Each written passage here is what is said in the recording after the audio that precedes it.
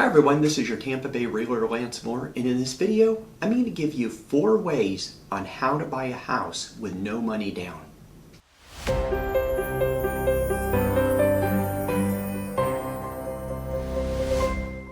Before I get into the 4 ways to buy a house with no money down, I have to tell you, I think it's critical before you buy a house, before you go looking, to make sure you hire a good lender. And when I say lender, I'm talking a loan officer, because a good loan officer who knows what they're doing can make or break the whole process.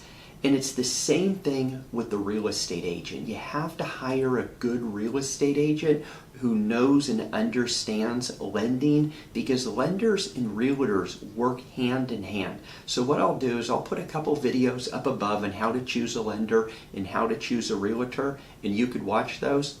So let's talk about the 4 different ways to buy a house with no money down.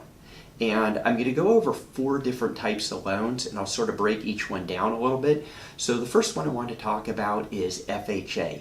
And that's a government loan program. It's insured by HUD, which is Housing and Urban Development. And so the FHA is a great program. It's one of the most popular programs, especially for first-time home buyers. It does allow for low credit scores. You could go all the way down to 580 credit score, at least from the time of this video right now. So it is a really good option. The thing about FHA is it does have a 3.5% down, but FHA will allow you to get the down payment as a gift from a relative. So it's really, really good, and they're actually a little laxed on some of these gifts. So you could actually get the down payment, and then you could actually have the seller pay all the closing costs. They'll allow the seller to pay closing costs up to 6% of the purchase price. So FHA is a really good option, and it's extremely, extremely popular, especially for first-time home buyers. The second government loan I'm going to talk about is VA. Hands down, if you've been in the military and you're eligible, VA is the best program, period. It's 100% financing. Unlike FHA, it doesn't have mortgage insurance. It's going to stay with the life of the loan, like FHA does. VA has a one-time funding fee. That's it. The Veterans Administration covers the loan in case of default. It's 100% financing. They'll allow seller concessions or the seller to pay closing costs up to 4% of the sales price. And that's more of a guideline than a rule. You could actually probably go a little higher if you need to on VA. Now, VA is a little bit more of a stickler on credit and some other things, but if you fit within a VA loan, it's an absolute killer loan program. The next one, the next 2 I'm going to talk about aren't really the government per se, like the VA and FHA. So I'm going to go into conventional. Now, you might have heard of Fannie Mae or Freddie Mac. Now, that's a conventional loan.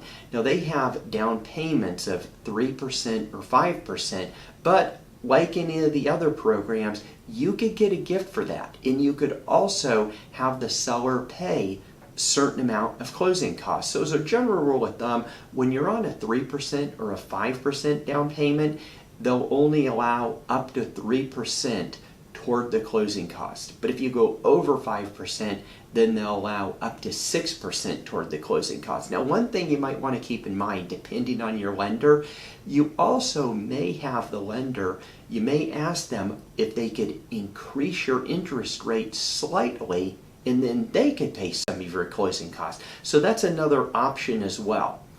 The 4th loan I want to talk about is a USDA. Now, a USDA loan is really meant more for rural areas, but it's not always rural areas. So I would go on the USDA website and check it out. And I'll go ahead and put a link down below, and you could see if you fit within that. Now, if you live in a metropolitan area and you don't live in the outlying areas, you're pretty much not going to qualify. But if you do, it's a great program because it's 100% down. But here's also the kicker.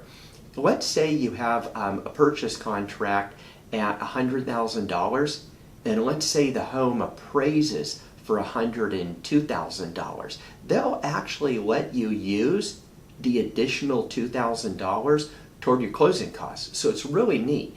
And they'll allow up to a 6% seller concession, so 6% of the sales price that the seller could pay toward your closing costs. So these are all great programs. It really comes down to getting in front of a lender, hiring a lender, someone who knows what they're doing, because it's what program's best for you. It's not what program is the best, but what program is the best for you in your situation.